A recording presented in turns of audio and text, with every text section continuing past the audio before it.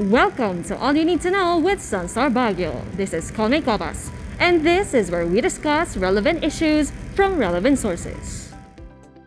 Despite the losses it incurred in its tourism industry due to the effects of the coronavirus, Baguio City is now crafting measures to slowly retain its title as the country's summer capital, as the country shifts from a face-to-face encounter towards a virtual form of tourism-related activities. What potentials does Baguio City and the Cordillera Region have to reinvigorate its tourism industry under a new normal? Let's get to know what baby steps are we to make to achieve this goal.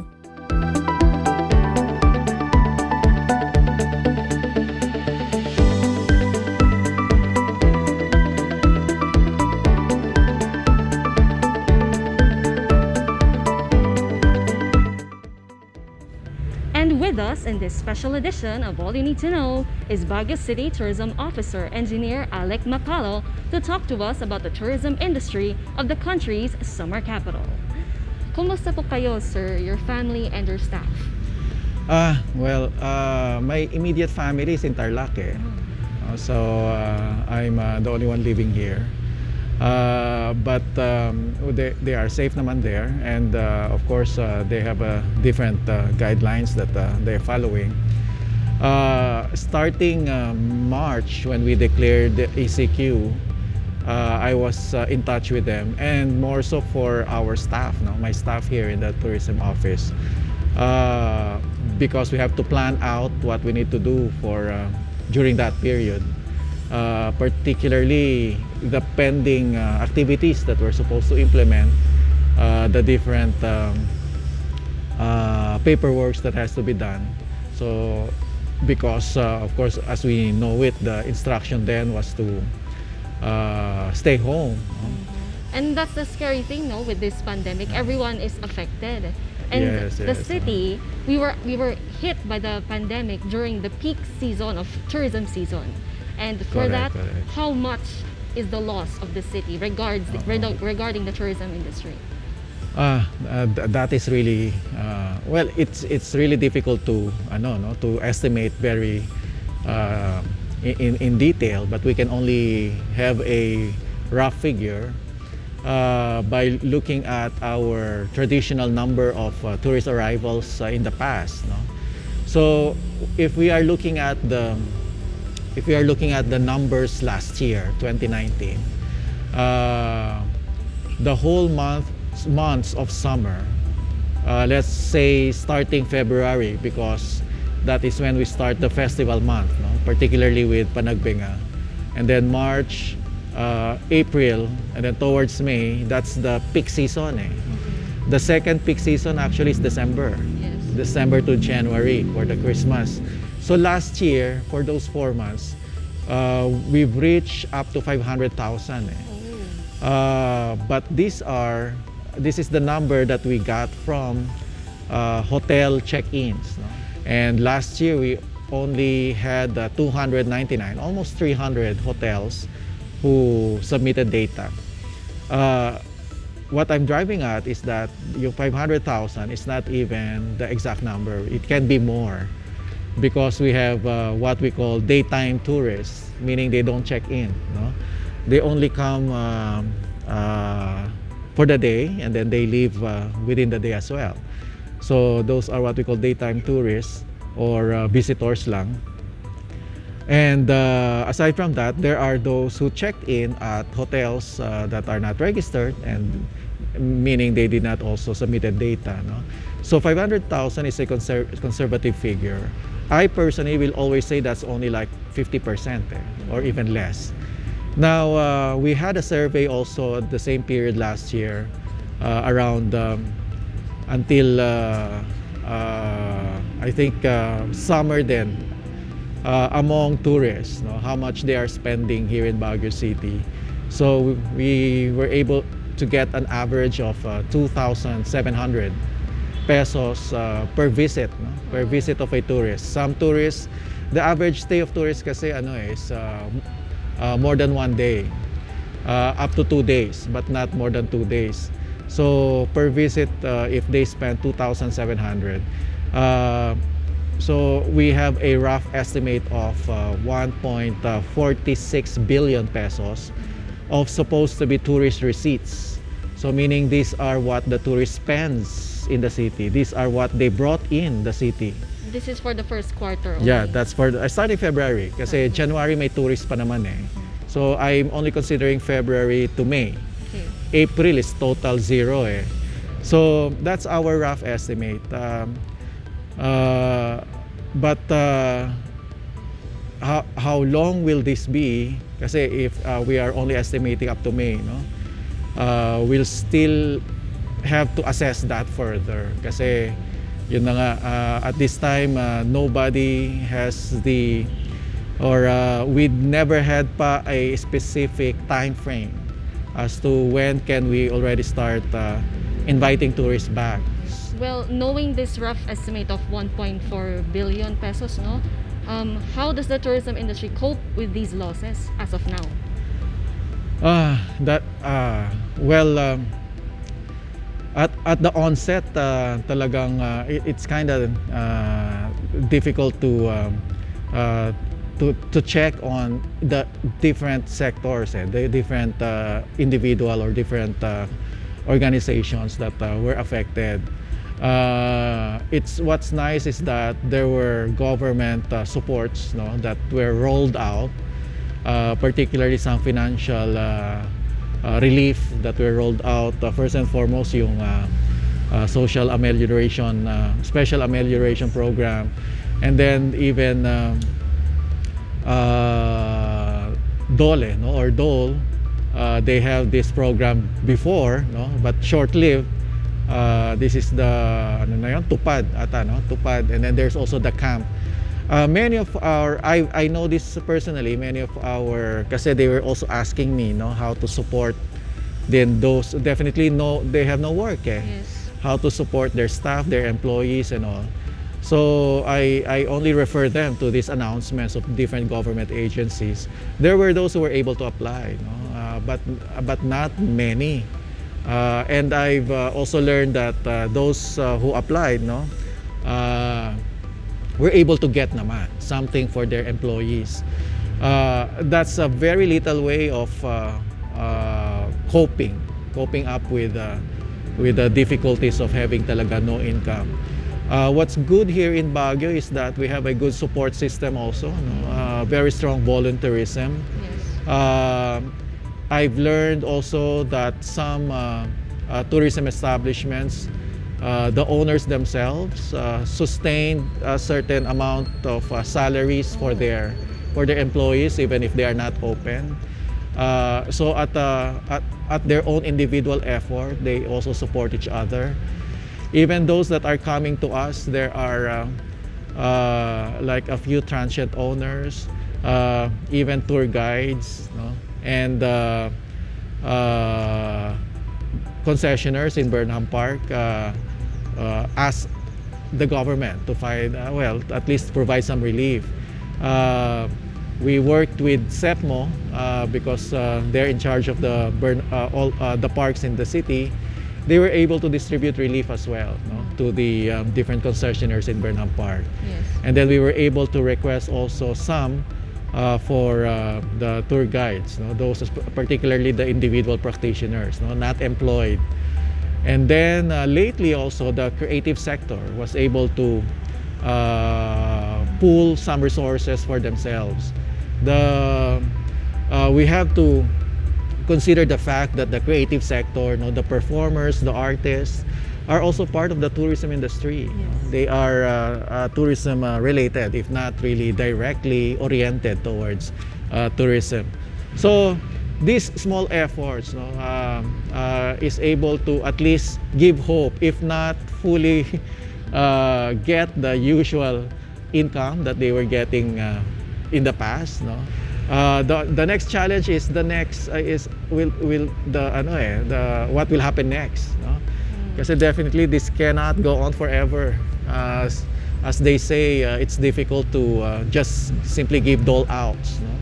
Well, since you mentioned, no, that it should not go on forever, is it safe to say that until there is a vaccine, all tourism activities that includes gatherings will stay suspended or canceled?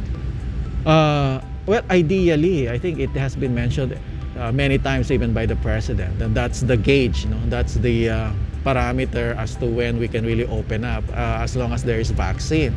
But the tourism industry, particularly even the Department of Tourism headed by Secretary Bernadette Puyat, is talking about how we can little by little opening up the tourism industry even before having a vaccine, but with strict guidelines. Definitely, what I've heard so far is that the hotels that who would like to open at this period would like to cater to workers who are not based here in Baguio, but whose companies are starting to operate, even OFWs, and even like BPO employees, who would rather stay in a hotel than go home regularly. Yes. So the advantage there is that they can be contained and they have registration and then minimal transportation requirement, so they can be ferried at one time by their company. So that is what we're looking at as a small market muna for now of the hotels. So since you mentioned opening up little by little, as of now, jogging in Burnham Park and jogging around the barangay is already permitted, right? Yes, yes. So what is the next prospect that the tourism industry is seeing?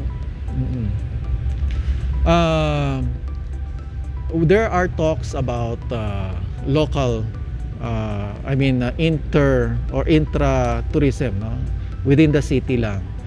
As a matter of fact, there are those who would like to do biking in Burnham Park aside from the jogging, and this will make our bike concessionaires happy if they start opening up, because they believe they have a market within the local residents, and that's a good prospect. But of course,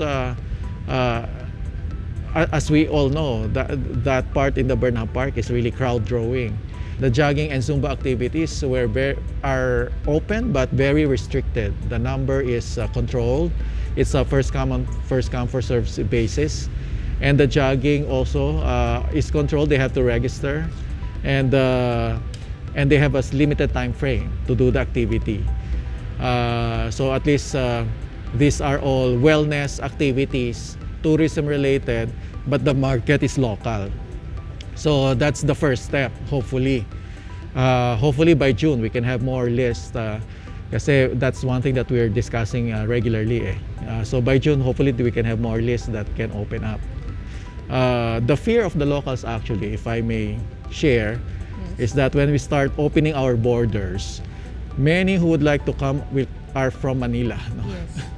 And that's the center of the pandemic in the country, or even further south. It's a fear, but it's exciting prospect, meaning there are a lot who are excited to come. But if we will limit it muna with perhaps some areas where there are less COVID cases, baka pwede. Siguro that's the next step, hopefully towards the last quarter of the year. That's the hope. Actually, we had a discussion with the tourism officer of the Provincial Tourism Officer of Region 1, Ilocos Norte. And that's also what they're thinking, covering Baguio, Ilocos Norte, Ilocos Sur, and La Union, and see how we can have an inter-tourism activities, catering to residents of this area muna, before we grow the market again. Well, since you mentioned residents nearby, where do the restaurants stand in all of this? Well, the restaurants are actually already operating, particularly catering to the local market, but on a takeout and delivery services. There are already guidelines also that has been released by DOT as to new normal dining guidelines. It's kind of stringent. It will be very difficult for many restaurants because you have to invest a little. You have to put dividers. You have to make sure there is less contact, make sure that there will be less people inside, which is not a good business practice, because the more the merrier when it comes to business. but we have to contend with that kesa zero, no? But we have not really yet released locally, no? At least the city government is not yet allowing dine-in operations, but many restaurants are already operating now. Definitely these coming days, throughout the days next week, will be the days when we will discuss this at the level of the city local government. Well, everyone is affected and every interaction is limited, no? So, in terms of festivals, how does the tourism sector look at virtual presentation of festivals like the Panagbanga? Yeah, correct. Even as early prior to Panagbenga, kasi the next Panagbenga is supposed to be next year, no? We're supposed to have creative festival Yes. this November towards the end of the year. Yes. That's the first activity that we're looking at how to implement that as an online festival or virtual festival, no? Of course, depending again on the situation at that time, how much virtual and how much online and how much actual. The first thing that we discuss as of now is the potential platform, online platform for selling Oh, so crafts and artworks and souvenirs of Baguio City. Yes. And our manufacturers of such, no? We have an existing website, but we have to expand the capability or features of that website to allow e-commerce, no?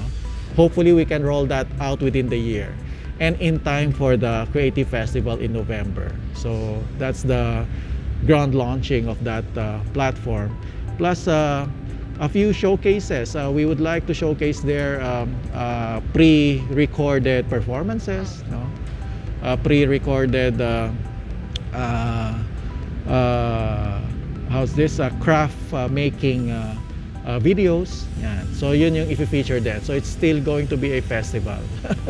well, also on another positive note, no, a lot of netizens are remarking about how parks look more clean, how Yes, flowers are yes. blooming, and how Correct. every street is litter-free. Exactly. With regards to this, what is your opinion on the city's ecotourism and how the environment is healing towards this pandemic? Yeah, that's the upside naman, no? Yes. Sabi nga, everybody noticed that, especially when we started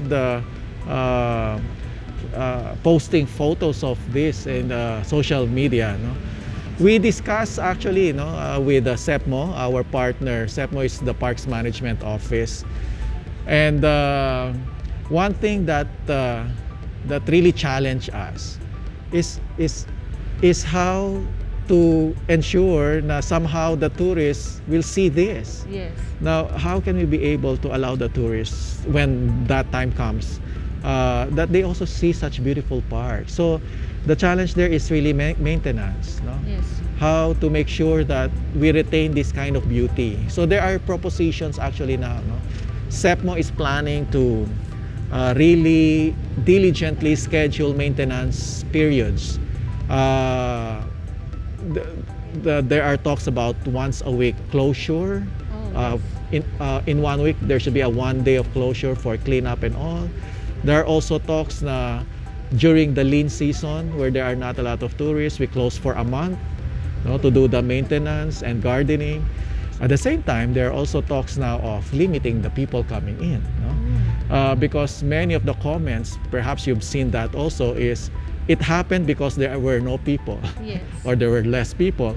So if you start bringing in again these throngs and a large influx of tourists, it might defeat the purpose, no? So that means we will have to look at the capacity for each of these attractions, and then see to it that this is the number of tourists that can come in Yes. at a certain period, no? So that the experience will be like what we're seeing now, no?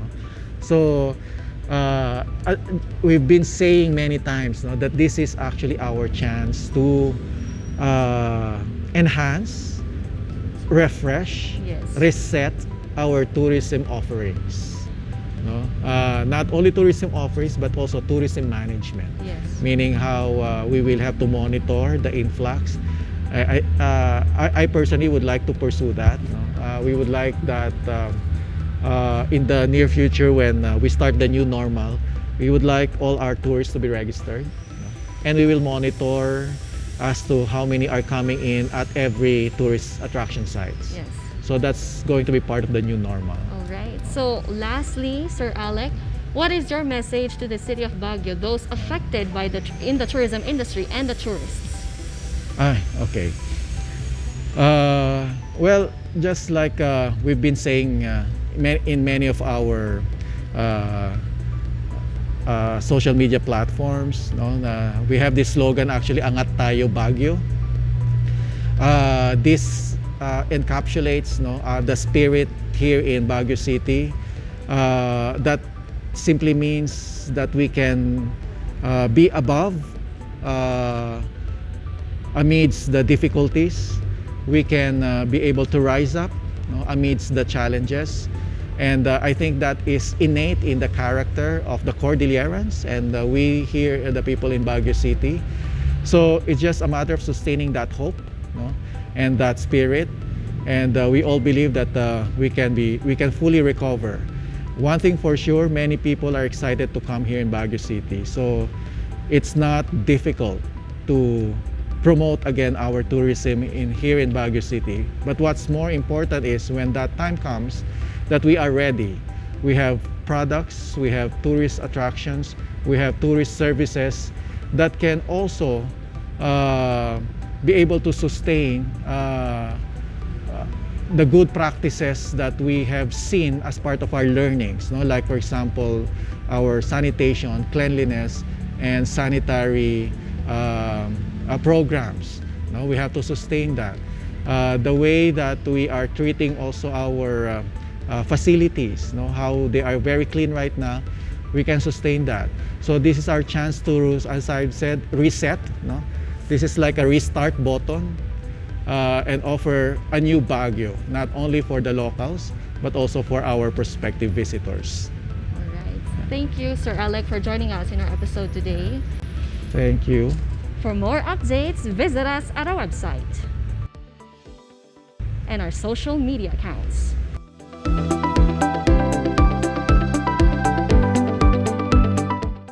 Till next time, this is Carmen Copas, reminding you to grab a copy of SunStar Baguio, the only daily newspaper in Northern Luzon. And that's all you need to know with SunStar Baguio. Yay! Okay.